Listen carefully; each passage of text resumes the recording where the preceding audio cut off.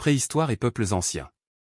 Le territoire mauritanien est habité depuis des milliers d'années par des peuples vivant de chasse, d'élevage et du commerce dans le Sahara. Arrivée de l'islam, 8e au 11e siècle. L'islam se développe grâce aux commerçants et aux empires africains. La religion devient un élément central de la culture mauritanienne. Empire et commerce transsaharien. La Mauritanie participe aux échanges entre l'Afrique du Nord et l'Afrique de l'Ouest. Or, sel, tissus et savoir circulent à travers le désert. Chefferie et tribus. Plusieurs tribus et royaumes locaux se partagent le territoire. Les traditions nomades et l'élevage prennent une grande importance. Colonisation française, 1903-1960. La France colonise progressivement la Mauritanie et l'intègre à l'Afrique occidentale française. Indépendance, 28 novembre 1960. La Mauritanie devient un État indépendant avec Mokhtar Ould Daddah comme premier président. Mauritanie moderne. Aujourd'hui, la Mauritanie développe ses infrastructures, l'éducation, la pêche, les mines et la culture tout en préservant ses traditions sahariennes. Culture et identité.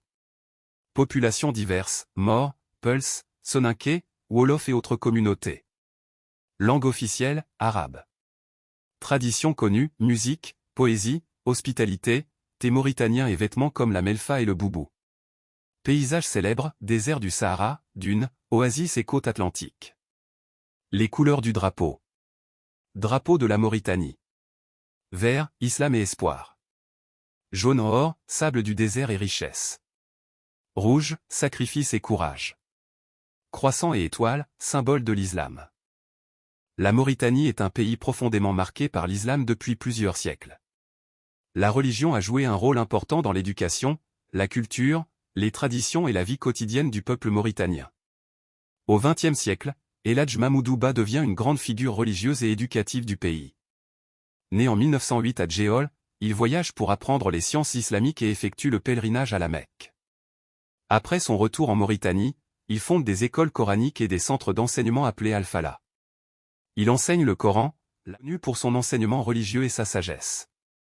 Cheikh Mohamed El Mami. Grand savant islamique, juriste et défenseur des valeurs religieuses.